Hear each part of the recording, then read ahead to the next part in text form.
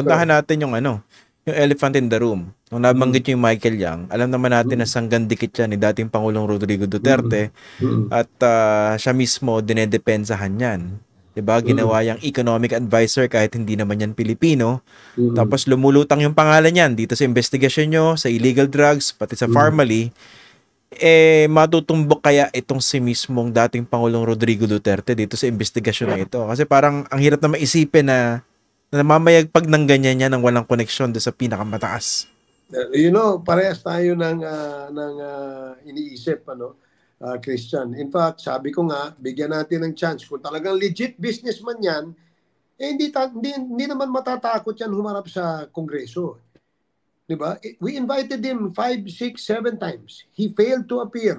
Hindi siya umarap. Bakit? Siguro takot. Diba, meron tayong prinsipyo sa law na kapag ang isang akusado ay umalis, diba, flight is indicative of guilt. Diba? Easily we can conclude that. Kaya yun ang tinitingnan natin. Bakit ka hindi umarap? Umarap one time yung kanyang abogado. Tinanong namin, where is Michael Yang? He said he has a business in Dubai. That's why he kept on traveling to Dubai. Then an intelligence report came to us saying he's not in Dubai. Where is Michael Yang? Probably in Cambodia. Kasi he cannot travel back to Dubai anymore because he has a pending case. Yun ang aming report na natanggap. Hindi kaya medyo nakikita nyo na rin ba yung possibility na baka nagkaroon siya ng matinding protection galing doon sa Pangulo?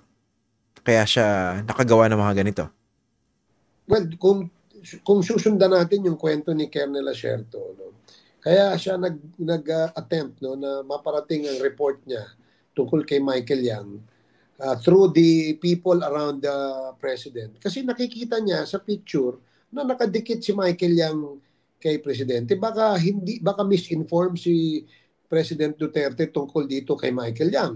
So that's the reason why he insisted na magkaroon ng information. Pero unfortunately, mukhang hindi naman nakarating kay former president. Kaya siguro ganyan until sa kwento ni Asierto hanggang siya na ngayon ang hinahabol at kinakasuhan.